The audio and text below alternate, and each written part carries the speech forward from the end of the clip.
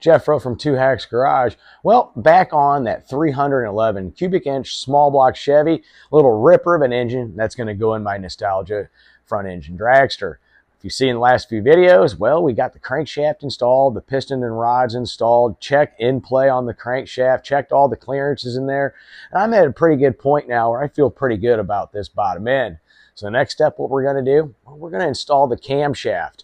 I am going to be running a hydraulic flat tappet cam. I know a lot of people are probably wondering why I'm doing that. I do like my flat tappet cams. They're a very budget-friendly option. And this build, you know what, guys? I'm not going anything crazy with it. This dragster only weighs 667 pounds dry, as you see it. And I don't need to make a ton of power to go fast. So this engine, while it's going to be pretty rowdy, it's also going to be somewhat of a budget-in-mind, friendly build that's reliable. And you know what, guys? It's going to be so much fun. So what are we going to be doing? Well, we're going to install the camshaft and the timing gears. Products that we're working with on this, I do have an Isky camshaft for this, and I also have an Edelbrock comp timing gear setup, and we're going to be using the Proform cam installation tool. Let me show you what we got. All right, so here's the parts I'm going to be working with. First off, I am going to be using a Moroso cam retaining kit with a button on that. I do have the Comp Cam's true double roller timing set. I do like this setup. It's very durable. It's basic, easy to install. I'm going to be running an Isky flat tappet hydraulic camshaft, and if you want to see the part number on it right there, it's the 201-292. That closely replicates the specs of the old off-road Z28 cam. Tool's going to be used. Well, here is that cam installation tool. It's pretty neat. We'll show you how to use that. Other things you're going to need some of that Clevite assembly lube. And for the camshaft lobes, well, Isky makes a very good lubrication for that for break-in. It's called their Rev-Lube. We're going to be using that too. Another thing we're going to be using, since it's going to be very, very messy, going to use those awesome copperhead gloves that I've been trying out. Really dig those. Those are going to come in handy. So yeah, that's what we're working with right here to get that camshaft installed and that 311 cubic inch ripper. All right, so first thing first, I do want to show you how this tool works. If you look here, it's pretty solid construction. It's like aluminum alloy. This one is meant for small block Chevy. If you hear that rattling around, it's because you take the rear plug off, and it's actually got 3 bolts with it. Probably wondering what those 3 bolts are for. Well, if you look here, see those hole alignment pins? Well, it's pretty simple. All you do is you take your camshaft installation tool and you line it up on the dowel pins, and then what you're going to do is you're going to actually run these bolts in there. And this is what gets you your handle.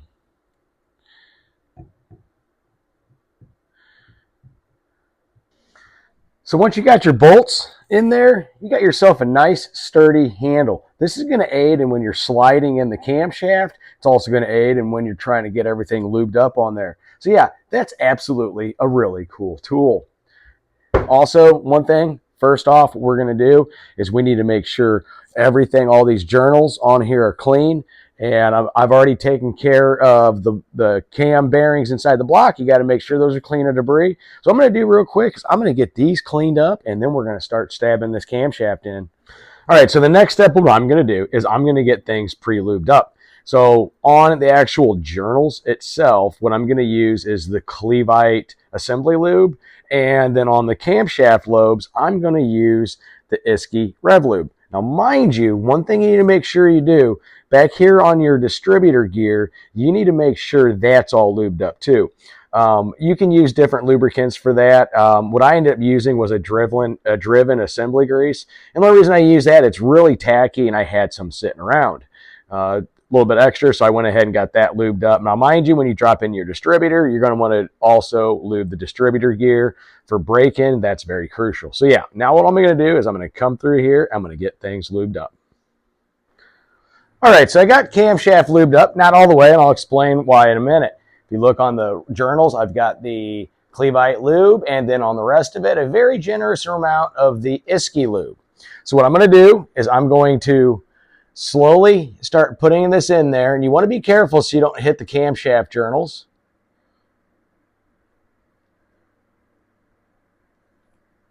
Just want to work it through.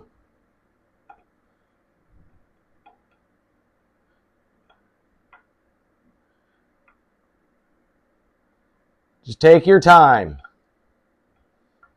Okay, so once I get to this point, if you notice, I don't have this lubed up. It's clean, but it's not lubed. It's kind of hard to lube everything by yourself. So this is what I like to do. At this point, it's pretty much secured on its own. I'm going to take a little bit of bearing lube. Oh, sorry, the Clevite assembly lube.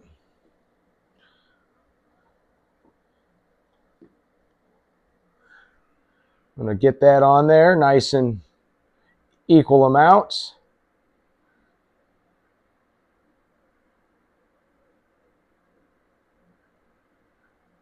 Get a nice layer of that on there. Make sure you get everything. You can always put a generous amount. So at this point, what I do is I will take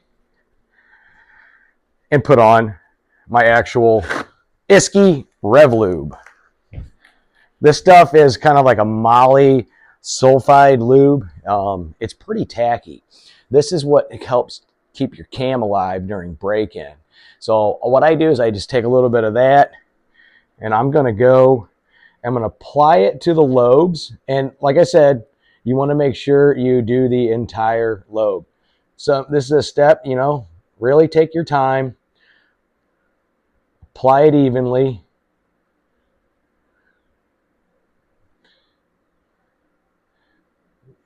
The lobe on the end here, guys,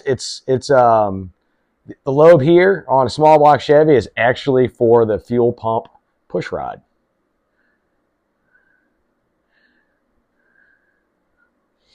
I'm going to turn this just a little bit, very carefully.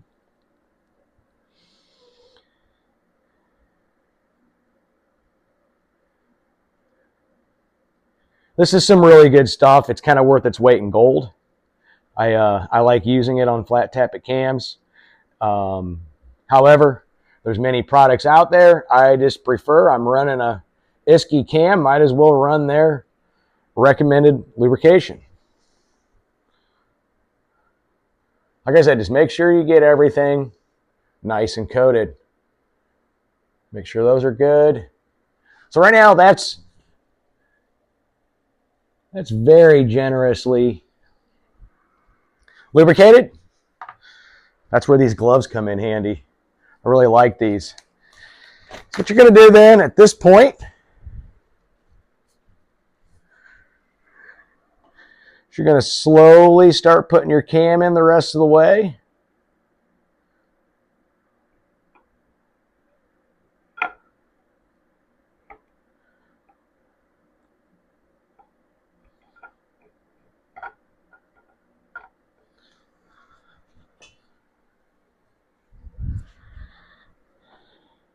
Sometimes it's kind of tricky on the back lobe. You just got to be careful.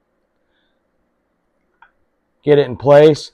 Now to test this out, your camshaft should spin nice and easy everywhere. And this one does. This feels really good. So yeah, there you have it, guys. That's how you install a camshaft the easy way using that Proform handle.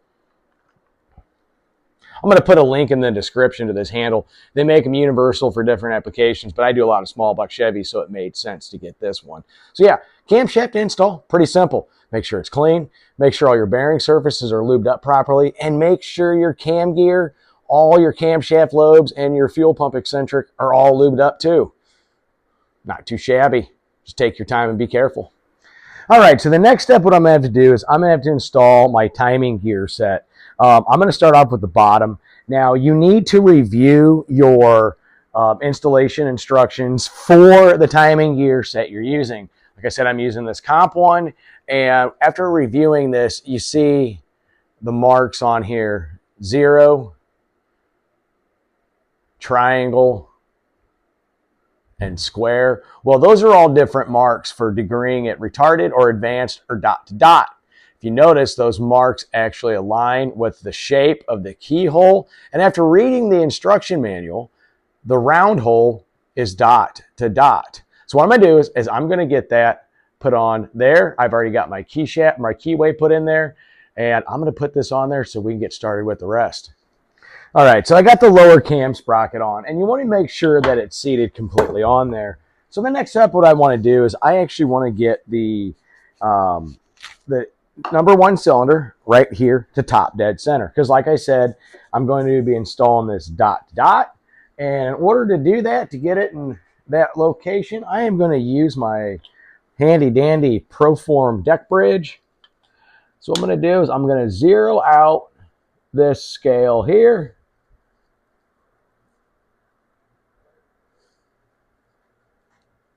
And all I'm going to do is I'm going to get this thing to top dead center.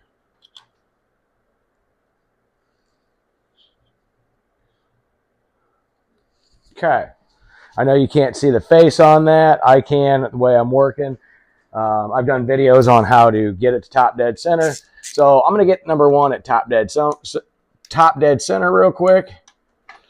Okay, so I'm just going to rotate this over until I see the needle go up and want to come down, and I'll rock it back into place.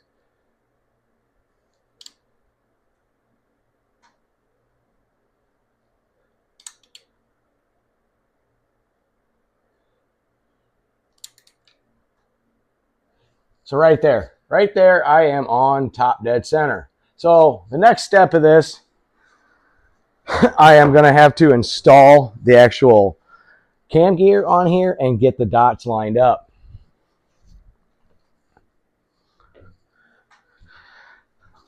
There is two surfaces on this cam gear, and I'm going to show you what I'm talking about on this timing set.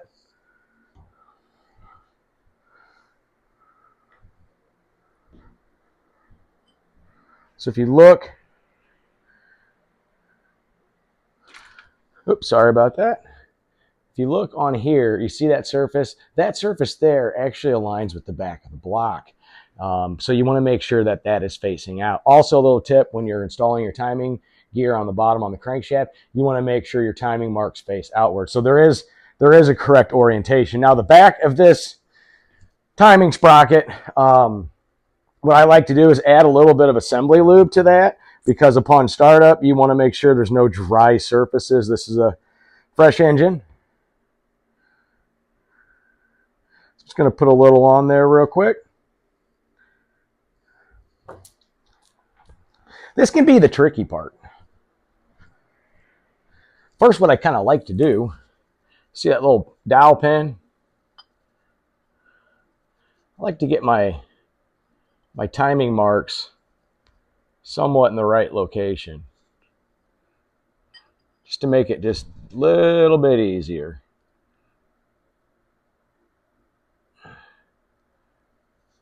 Now remember, there's holes in there.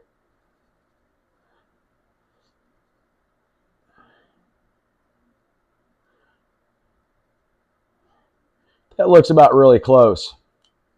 So, like I said, this can be a little tricky to do on your first attempt. It's been a while since I've done one.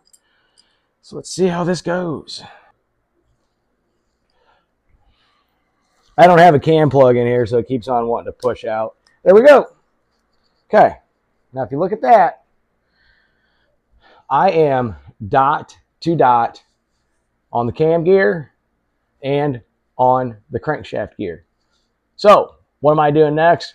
I'm going to install a thrust washer, or sorry, a cam button, my bad, and the bolts. Get this thing held into place. It's a retaining kit. This is from Moroso.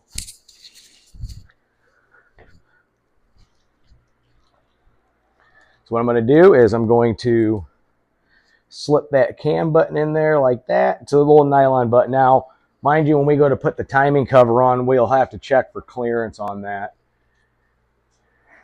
And the bolts that it comes with, they do suggest a little bit of Loctite. So I'm going to put just a dab of Loctite on there. There's a little retaining plate that goes in there. You see those tabs? You end up bending those over the bolts. In reality, if you're using Loctite, you probably don't even need to have to do that. So what I'm going to do is line that up where it needs to go. There's a hole for the actual camshaft dowel pin. A little bit of Loctite on here to get these fingers started.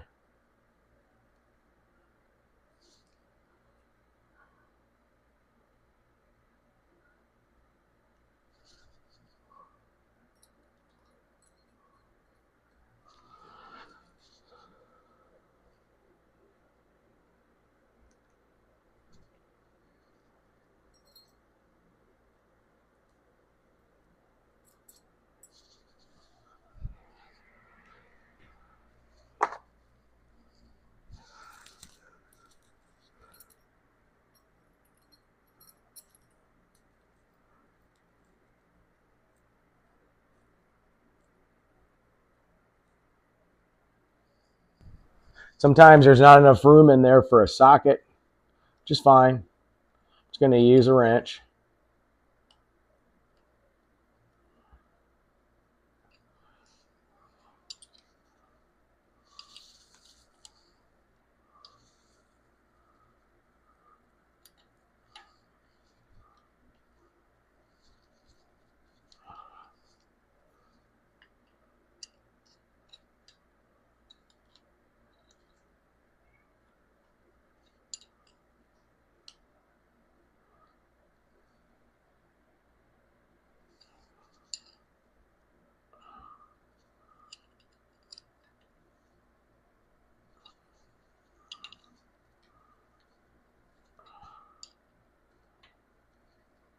All right, well, there we go. So I'm not done there. You see those little tabs on there? I'm not going to bend those just yet. The only reason why is if I need to take this camshaft out for whatever reason, if something comes up on this build, I'll have it there where it's not bent up and I can reuse it. So before I put my timing cover on, I'll make sure to do that. But what I'm going to do, it's always a good idea to really get this chain lubed up. So what I'm going to do is I'm going to put some of that assembly lube I like to use in there. It's really high tacky stuff. And what I'm going to do is I'm going to rotate this engine over and start working it in there.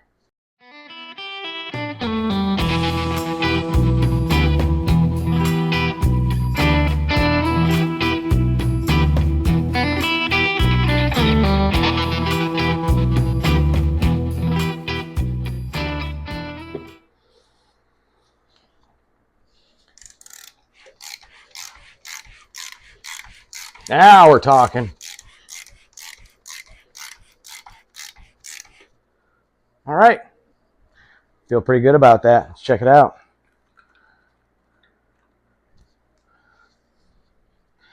Voila. Camshaft installed. Crank gears installed. Timing sets installed. Cam buttons installed. Like I said, that right there, that'll get bent over when I put the timing cover on. I dig it. So there you have it, guys. Not too bad to do. Like I said, what you really need to do is make sure everything's clean, properly lubed, and take your time. That Proform installation handle really made things a breeze, especially when you're doing it yourself. I absolutely love how this comp cam is going to perform. The specs on it are pretty neat. I'll put a link in there in the description to the cam, the tool, and the timing gear set I got from Comp Cams. That Moroso cam button locking retainer kit, well, you know what? That's going to hold everything in place too. So yeah, now that we got the cam installed in this, what's the next steps? Well, most likely what we're going to do is we're going to get the oil pump on, oil pan and timing cover put on, and go from there. Well, right now, guys, I'm probably going to just clean up my garage a little bit, go grab a bite to eat, and overall chill. This thing's going to be a ripper. I'm really going to enjoy it. Two Hacks Garage. We'll see you in the next one.